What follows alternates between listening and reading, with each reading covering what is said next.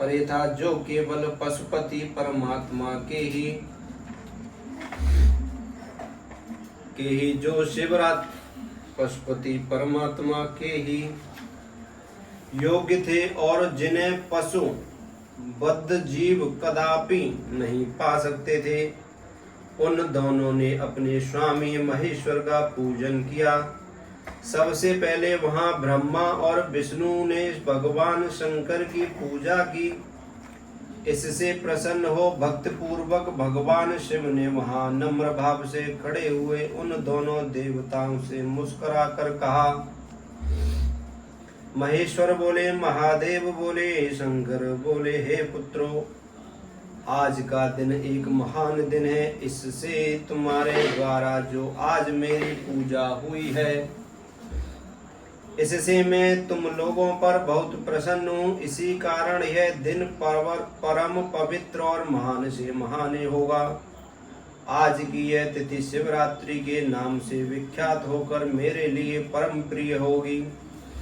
इसके समय में जो मेरे लिंग, निष्कल अंग, आकृति से रहित निराकार स्वरूप के प्रतीक बेर, सकल साकार रूप के प्रतीक विग्रह की पूजा करेगा, वह पुरुष जगत की सृष्टि और पालन आदि कार्य भी कर सकता है।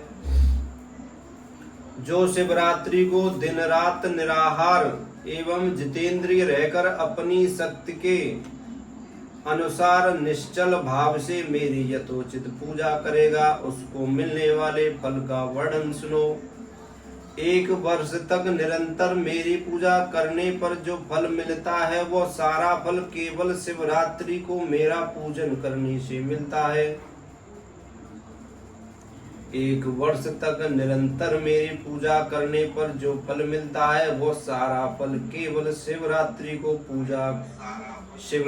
को मेरा पूजा करने से मनुष्य तत्काल प्राप्त कर लेता है। जैसे पूर्ण चंद्रमा का उदय समुद्र की वृद्धि का अवसर है, उसी प्रकार यह शिवरात्रि तिथि मेरे धर्म की वृद्धि का समय है। इस तिथि में मेरी स्थापना आदि का मंगलमय उत्सव होना चाहिए। पहले में जब ज्योतिर्मय स्तंभ रूप से प्रकट हुआ था, वह समय मार्गशीर्ष मास में आर्धा नक्षत्र के युक्त पूर्णमासी या प्रतिपदा है। जो पुरुष मार्गशीर्ष मास में आर्धा नक्षत्र होने पर पार्वती सहित मेरा दर्शन करता है अथवा मेरी मूर्ति या लिंग की ही झांकी करता है, वह मेरे लिए कार्तिकेय से भी अधिक प्रिय है। उस दिन को मेरे दर्शन मात्र से पूरा फल प्राप्त होता है। यदि दर्शन के साथ मेरा पूजन भी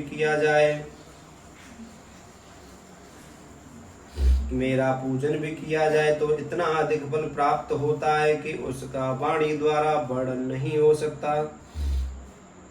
वहां पर मैं लिंग रूप से प्रकट होकर बहुत बड़ा हो गया था, अतः उस लिंग के कारण यह भूतल लिंग स्थान के नाम से प्रसिद्ध हुआ। जगत के लोग इसका दर्शन और पूजन कर सके, इसके लिए यह अनादि और अनंत ज्योति स्तंभ अथवा ज्योतिर्मय लिंग अत्यंत छोटा हो गया। यह लिंग सब प्रकार के लोभ सुलभ कराने वाला तथा भोग और मोक्ष का एकमात्र साधन है। इसका दर्शन, स्पर्श और ध्यान किया जाए तो यह प्राणियों को जन्म और मृत्यु के कष्ट से छुड़ाने वाला है। अग्नि के पहाड़ जैसा जो यह शिवलिंग यहाँ प्रकट हुआ है, उसके कारण यह स्थान अरुणाचल नाम से प्रसिद्ध होगा। यहाँ अनेक प्रकार के बड़े बड़े तीर्थ प्रकट होंगे। इस स्थान में निवास करने या मरने से जीवों को मोक्ष तक हो जाएगा। मेरे 2 रूप हैं, सकल और निष्कल, दूसरे किसी के ऐसे रूप नहीं हैं। पहले मैं स्तंभ रूप से प्रकट हुआ, फिर अपने साक्षात रूप से ब्रह्मा भाव मेरा निष्कल रूप है और महेश्वर भाव सकल रूप है। ये दोनों मेरे ही सिद्ध रूप हैं। मैं ही परम ब्रह्मा परमात्मा हूँ। कलायुक्त और अकल मेरे ही स्वरूप हैं। ब्रह्मा रूप होने के कारण मैं ईश्वर भी हूँ। जीवों पर अनुग्रह आदि करना मेरा कार्य है। ब्रह्मा और केशव में सबसे बृहत और जगत की वृद्धि करने वाला होने के कारण ब्रह्मा कहलाता हूँ। सर्वत्र समरूप से स्थित और व्यापक होने से मैं ही सबका आत्मा हूँ। स्वर्ग से लेकर अनुग्रह तक आत्मा या ईश्वर से भिन्न जो जगत संबंधी 5 कृत्य हैं वे सदा मेरे ही हैं। मेरे अतिरिक्त दूसरा किसी के नहीं है, क्योंकि मैं ही सबका ईश्वर हूँ। पहले मेरी ब्रह्म रूपता का बोध कराने के लिए निष्कल लिंग प्रकट हुआ था। फिर अज्ञात ईश्वर तत्व का साक्षात्कार कराने के निमित्त में साक्षात जगदीश्वर ही सकल रूप में तत्काल प्रकट हो गया। अतः मुझ में जो ईश्वर है उसे ही मेरा सकल रूप जानना चाहिए, तथा जो यह मेरा निष्कल स्तंभ है वह मेरे ब्रह्म स्वरूप का बोध कराने वाला है। यह मेरा ही लिंग बोध कराने वाला है। यह मेरा ही लिंग बोध कराने वाला है। यह मेरा ही लिंग चिन्ह है। तुम दोनों प्रतिदिन यहाँ रहकर इसका पूजन करो। यह मेरा ही स्वरूप है और मेरे सामीप्य की प्राप्ति कराने वाला है। लिंग और लिंगी में नित्य अभेद होने के कारण मेरे इस लिंग का महान पुरुषों को भी पूजन करना चाहिए। मेरे एक लिंग की स्थापना करने का यह फल बताया गया है कि उपासक को मेरी समानता की प्राप्ति हो जाती है। यदि एक के बाद एक शिवलिंग की स्थापना कर दी गई तब तो उपासक को फल स्वरूप से मेरे साथ एकत्व सामुच्य मोक्ष रूप फल प्राप्त होता है। प्रधानतया शिवलिंग की स्थापना करनी चाहिए। मूर्ति की स्थापना उसकी अपेक्षा गौण कर्म है। शिवलिंग के अभाव में सब ओर से सबेर मूर्ति युक्त होने पर भी वह स्थान क्षेत्र नहीं कहलाता। श्री हर हर महादेव शंभु। हर हर महादेव शंभु। आप सभी भक्तों का वेद कृष्ण वाणी में स्वागत है। लाइव में आने के लिए धन्यवाद। लाइक को लाइक करें, शेयर करें तथा नए हैं तो सब्सक्राइब करें। कल हम करेंगे शिव महापुराण के 10वें अध्याय का 5 कृत्यों का प्रतिपादन, प्रमण एवं पंचाक्षर मंत्र की महत्ता। कल भगवान शिव बताएंगे पंचाक्षर मंत्र की महिमा। ब्रह्मा विष्णु द्वारा भगवान शिव की स्तुति होगी तथा उनका अंतर ध्यान भी बताएंगे। हर हर महादेव शंभु। आप सभी को श्रावण मास की शुभकामनाएं। हर हर शंभु। महादेव भगवान आप सबकी कृपा बनाए रखें। श्री राम जय राम जय जय राम। श्री राम जय राम जय जय राम।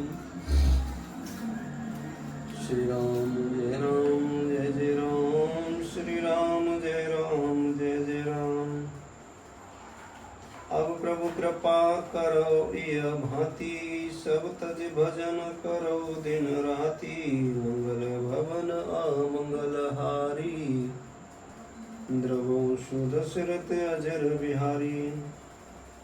दीन दयाल बिरुद संवारी, हरो नाथ मुनि संकट हारी। श्री राम जय राम जय जय राम।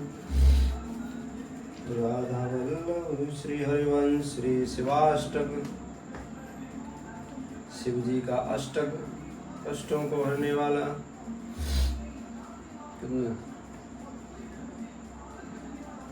आदि अनादि अनंत अखंड अभेद सुवेद बतावे।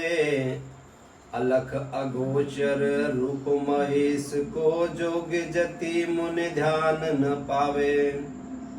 आगम निगम पुराण सबे इतिहास सदा जिनके गुण गावे। बड़ भागी नर नारी सोई जो सावु सदा शिव को नित्य ध्यावे। सृजन सुपालन ले लीला हित जो विद हरि रूप बनावे। एक हैं आप विचित्र अनेक सुबेश बनाय के लीला रचावे।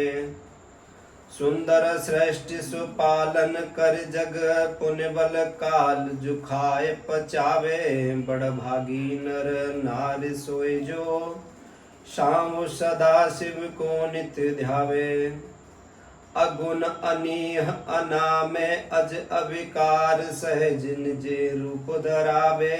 परम सुरभ्य बसन आभूषण साज मुनि मोहन रूप करावे। ललित ललाट बाल विदु बिल से रतनहार और पे लहरावे। बड़ भागी नरे नार सोए जो साव सदा शिव के गुण गावे। अंग विभूति रमाय मसान की विस्मय भुजगन को लपटावे। नर कपाल कर मुंड माल गल भाल चरम सब अंग उड़ावे। वीर दिगंबर लोचन तीन भयानक देख के शव थर्रावे। बड़ भागी नर नार सोई जो शाम सदा शिव को नित्य ध्यावे। सुनत है दीन की दीन पुकार दया निधि आप उबारन आवे। सुनत है दीन की दीन पुकार दया निधि आप उबारन आवे। पहुँचे तहाँ अविलंब सदारुण मृत्यु को मर्म विदार बगावे। मुनि मुकुंद सुत की गाथा सुच अंजो विज्ञान गाय सुनावे। बड़ भागी नर नार सोई जो साव सदा शिव को नित्य ध्यावे। चारों चार जो फूल धतूर के बेल के पात को पानी चढ़ावे। चारों चार जो फूल धतूर के बेल के पात ओ पानी चढ़ावे। गाल बजाए के बोल जो हर हर महादेव धुन जोर लगावे। तिन्ह महाबल दे सदा शिव से जय भक्त मुक्ति सो पावे। बड़ भागी नर नार सोए जो शाम सदा शिव को नित्य ध्यावे।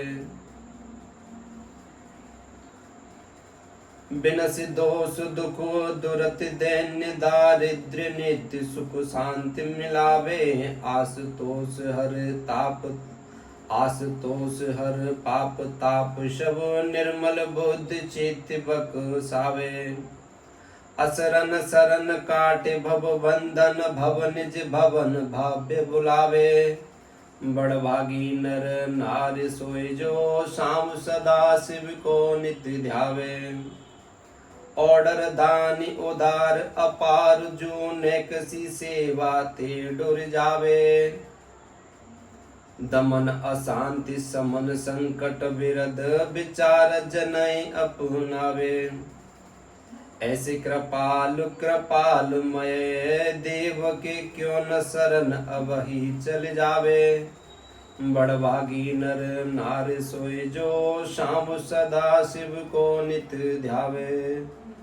हर हर महादेव शंभु श्री शिवाय नमस्तुभ्यं।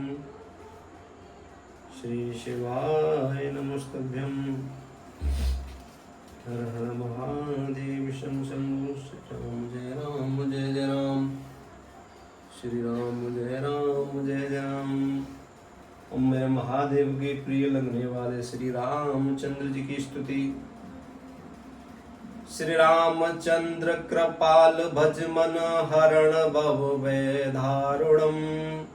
नव कंज लोचन कंज मुख कर कंज पद कंजारुणम। कंदर्प अगणित अमित छवि नव नील नीरद सुंदरम।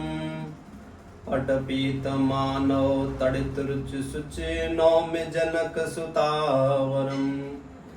भजुदीन बंधु दिनेश दानवो दैत्य वंश निकंदनम। भजुदीन बंधु दिनेश दानवो दैत्य वंश निकंदनम। रघुनंद आनंद कंद कौशल चंद्र दशरथ नंदनम। सिर मुकुट कुंडल तिलक चार उदार अंग विभूषणम आजान भुज सर चाप धर संग्राम जित खर दूषणम इत बदित तुलसी दास शंकर शेष मुनि मन रंजनम इत बदति तुलसी दास शंकर शेष मुनि मन रंजनम मम हृदय कंज निवास करूं कामादि खल दल गंजनम मनु जाहे राचे हो मिली सो सहज सुंदर सावरो करुणा निधान सुजानशील स्नेहु जानत रावरो एह भांति गौरी असीस सुनसिय सहित हरसियली तुलसी भवानी पूज पुण्य मुदित मन मंदिर चली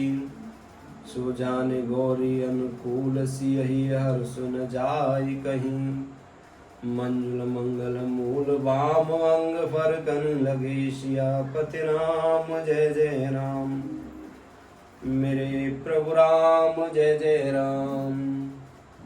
अब प्रभु कृपा करो इह भांति सब तज भजन करो दिन राति